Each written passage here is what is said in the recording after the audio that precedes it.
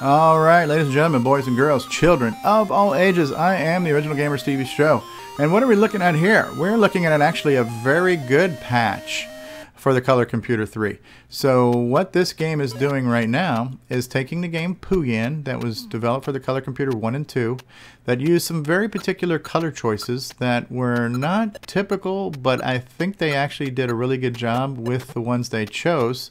But this has now been patched to run on the Color Computer 3, which supports a palette of 64 different colors, and some of those colors have been replaced.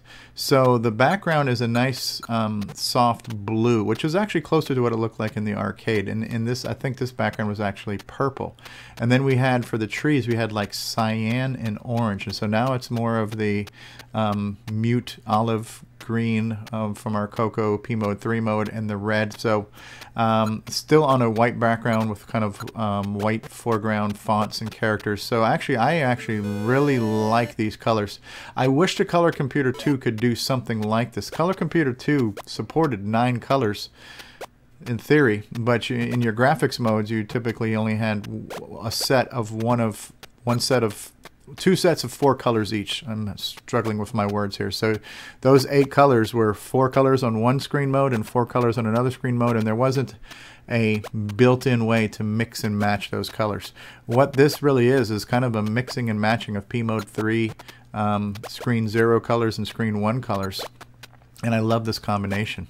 There was only one game that actually pulled off that mixing and matching of colors, and that was the game Dragonfire, because it used a bunch of hacks and it was updating the screen and refreshing the screen and changing modes like 5,000 times per frickin' refresh or something crazy like that.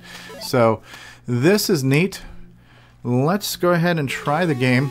I have tried playing Pooyan a few different times in the past. I've never done very well at it. It is an extremely challenging game. So we'll see what we can do. You are a pig defending your children. And the wolves or foxes or whatever they are, they're trying to get you. Now you start off with a super duper weapon, and I actually use that super duper weapon to take out a whole row.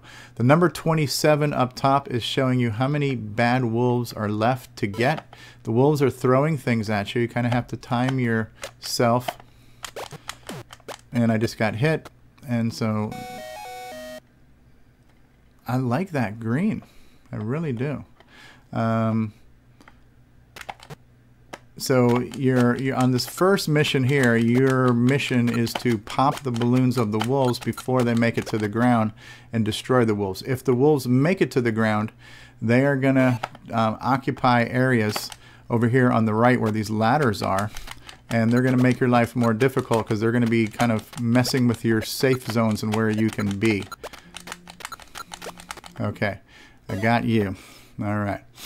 So there's 15 freaking wolves left to get, and they throw rocks at you.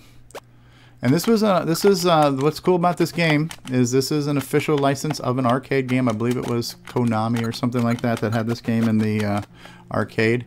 Now here, see here, because of the fact that this wolf is here now, he's sticking his big mouth out and he's messing with me. Dang it, and I'm getting freaking killed here. And my phone is just lighting up right now. I don't know what's going on with my phone, but it's buzzing on my thing here. It's just really stressing me out. It's distracting me with all this noise. You know, usually when I don't answer my phone, that means I'm not wanting to talk to somebody. And when you call right back after getting a no answer, I find that to be rather annoying. Alright, I am trying to shoot at these bad guys here. I've historically done very bad at Pooyan. What I can at least say this time now is that the Pooyan I'm playing looks as good as it's ever looked on the CoCo. So the wolf made it to the bottom. He is now on the right hand side. He is now messing with me. He is now occupying one of my safe spots. I should be able to take all these guys out with this magic frickin' arrow right now. Yeah. Alright, one wolf left.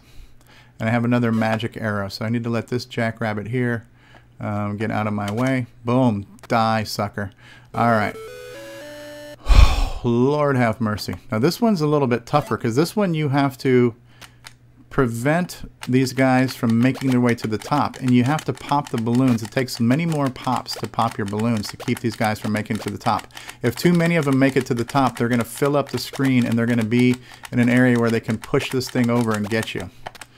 So it's really, this kind of reminds me of Pop Star Pilot a little bit because you're popping balloons, you know. It's a really neat concept, this game. I don't know how ultimately popular it was in the arcade, but it's a very cool concept. And this game is really good with sprites on the CoCo, and the sprite is kind of in quotes because it all has to be done in software. But the way they made the foreground and background objects work, great use of pixel graphics, great use of making this look like a classic 80s arcade game, making the color computer look like it supported hardware-based sprites. This game was released by a company called Datasoft. Datasoft had a lot of cool games that they released. I think Steve Bjork had worked with Datasoft for a while, and so I think, like, for example, Zaxxon was released through Datasoft. And all the games that Tandy released from Datasoft were like really good quality, commercial grade, arcade quality games.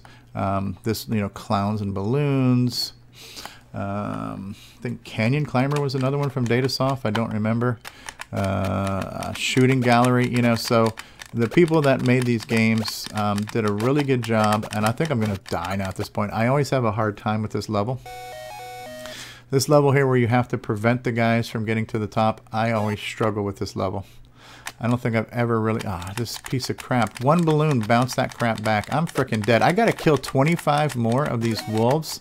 It's not gonna happen. It's just not gonna happen. They're gonna get me. They're gonna frickin' get me, and they just dropped the rock on me. I'm frickin' dead. And there's my kids down there all bummed out because they're like in a frickin' cage. Yeah, we're in a cage. Help us, help us. Man, that only took out, that was my magic error. That only took out one. Damn it. Almost out of lives.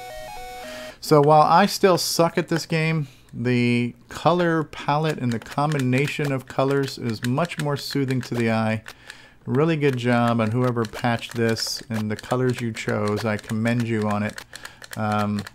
Not only does it just look good, but I think it feels good, and it also is very close to, if I recall, what this game looked like in the arcade. Here I go, I'm dying again. I'm out of lives. Son of a biscuit. But yeah, Datasoft made really good games, good graphics, featured the 3-voice music, you know, like scrolling marquees, just all the bells and whistles. It's everything you wanted in a game, all the extras. Total playtime, 5 minutes, 9 seconds. Not bad. Yeah, the music's very catchy. So there you go, Pooyan. You've seen me play this at least once or twice, and now you've seen it played on a Color Computer 3 with much more soothing colors. I hope you enjoyed this video. I'm the original gamer, CoCo. I'm getting ready for CoCo Fest. If you need more CoCo and you can't get enough CoCo, maybe go to my website, ogStevieStrow.com, and get yourself an I'm a Coconut coffee mug or t-shirt or something like that, and show your CoCo pride and your CoCo spirit. Alright guys, until the next video, keep on gaming. CoCo forever, CoCo Fest forever, CoCo Crew Podcast forever, and we'll see you all later. Peace out, and bye-bye everybody.